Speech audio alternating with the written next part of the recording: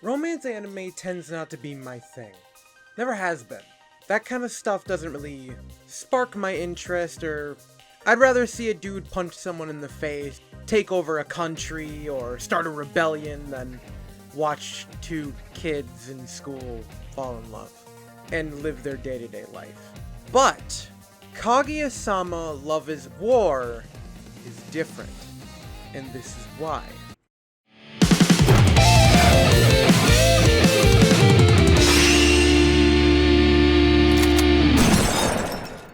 Kaguya-sama Love is War's anime began January 12th, 2019. And to me, when I looked at it first glance, I wasn't interested. It didn't look like something that I would like at all. But I looked further into it because of my friend Kyle, who you saw edit the ReZero video. And he has his whole own YouTube channel, go check it out, he does the anime covers, he's amazing. He implored that I watch Kaguya. And at first I was like, I really am not interested. It's a rom-com, that's not my thing. I'd rather go watch something like Vinland Saga, or something like darker and with a bit more grit, or I don't know, something other than a rom-com. He put up a good point, that it's not like your average rom-com. It's different. So I'm like, okay, we've watched so many anime together, and most of them were mine, so I'm gonna give this a chance. And then I watched it, and it dawned on me that Kaguya-sama Love is War is different, because it's not really, in essence, a rom-com. It is a non-battle anime. So, when you look at Kaguya from the outside, rom-com, but when you look into Kaguya, it is Death Note without the book, without the Shinigami, but with light and L in love. Oh god, I hate that analogy, but I'm saying it anyway because that kind of makes sense to me, even though I don't really like how that sounds, but I'm gonna roll with it. So, we have the president, and we have Kaguya. They are two kids on the student council, and they like each other. Not normally, though.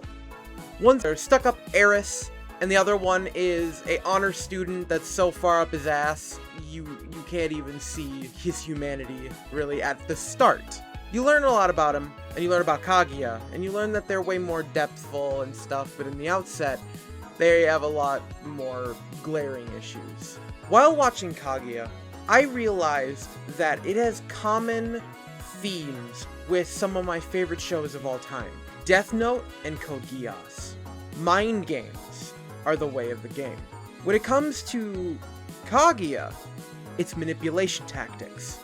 Kind of like what Lelouch and Light do to get people to do what they want without using their powers, to not waste it. You're always second-guessing them. You're always trying to get ahead of them in their mindset. But in actuality, you're always 3 steps behind, which is what I always love about Lelouch and Light. And when it comes to Kaguya, it's kind of the same case. You're always behind, because they're always thinking of ludicrous answers, or sometimes they're overblown, or maybe they're just right. But because these characters are so ludicrous with their personalities, it works. Kaguya is very controlling. She's very much the more manipulative party here in most of these episodes. And I have a huge example in a little bit to really show that. And Shirogane is kind of just, he doesn't want to look bad. He's just a guy that doesn't want to look bad in front of Kaguya. And Kaguya doesn't want to seem lame or not correct for him. She's always trying to look good for him, and he's always trying to look good for her. They are always more biting at each other than embracing each other. But when either of them try to embrace one another, it never works, because the other one, it's like opposite poles of a magnet.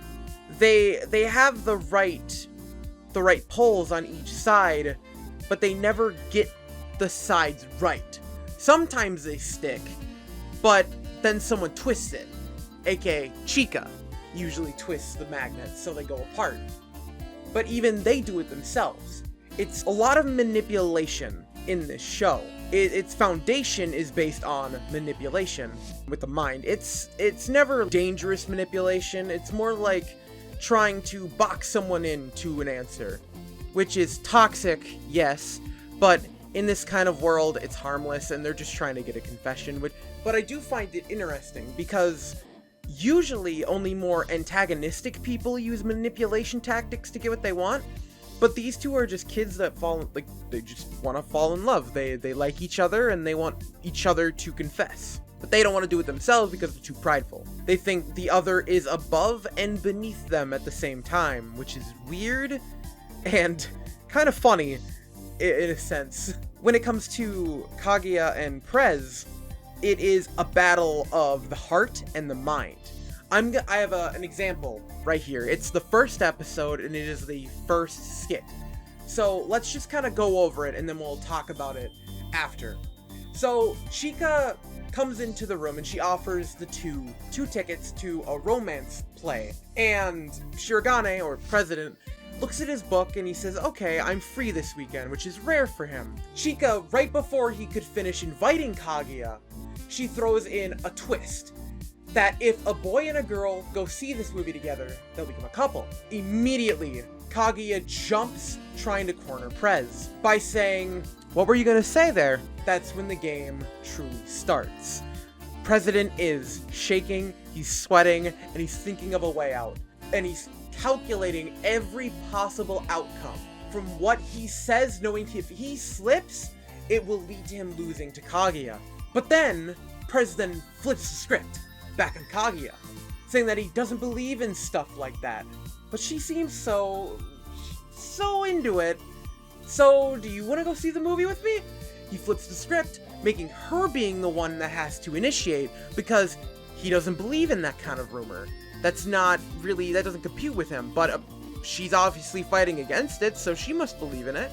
So it's logical to say, I don't know, it's your call. But then we get into Kaguya's mind, and we find out Kaguya orchestrated all of this. She wrote a fake letter to Chika, saying that she won something. She bought the 2 tickets herself, and she put them into her mailbox, because she knew that Chika's parents wouldn't let her go.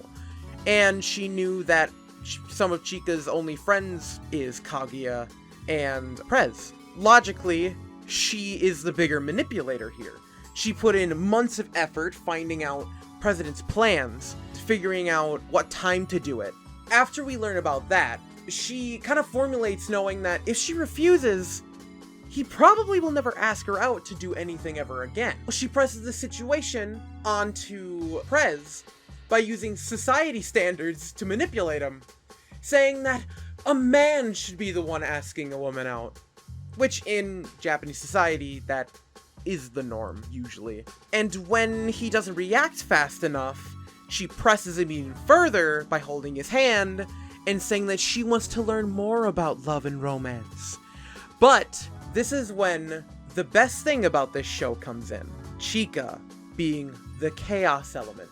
She then brings up that there is another play that they can go see if they don't like romance. And this breaks their concentration and breaks the chain of manipulation. There is no cornering now. The walls broke. It's an open field. Who's gonna put up the first wall? Who's gonna corner who first? Both of them are exhausted. They have no idea where to go from here. Literally, there's a solution right in front of them and they can't dodge. So they both, being manipulative people, by the way, I don't mean to push that on them. It's not villainous. It's a rom-com. I'm just saying that for psychological purposes, to maybe put more of a serious light on it, to really reflect it upon Death Note and Code Geass. So they use their manipulative ego power, and they're like, we need to get sugar, we need glucose, we need to fuel our brains. So they go for the hot steam bun. Nope. Chika grabs it, swallows it, done. And that was the end of the challenge. This game that they play almost every single episode is a game of manipulation. A game of who will break first, which is kind of like L and Light, or Lelouch versus the Britannians, or Japanese. It's a game of fucking with people. It's a game of manipulating. It's a game of playing chess. Kaguya-sama Love is War is a big chess game hidden behind a rom-com, and I love it. All of these games evolve, and you can look at them individually, and they all use different themes of manipulation, and different situations, and you get to see how these two people squirm out of it, or jump on each other and win the situation. That's why it's a lot of like Kaguya wins, Shirogane wins, Chika wins. It's a game, and it's really interesting with a psychological standpoint. If you're that kind of person like me that likes like Death Note and Code Geass and other shows like that, and Monster, that's another one, check this out. I really do think you will get a kick out of it just from the nuance and the themes alone. It's a good mind game. If you're that kind of person that watches an anime and you like to second guess things and you like to make your own theories like I do, like when I'm watching an anime, I'm that person that's constantly thinking of what are they thinking? What are they doing? What's going to happen next? Can I guess what's going to happen next? And that satisfaction of guessing what's going to happen next is what fuels me. I love always guessing what will happen, and that's why I love Light and Lelouch, because it's always a game, even for me, to play with them.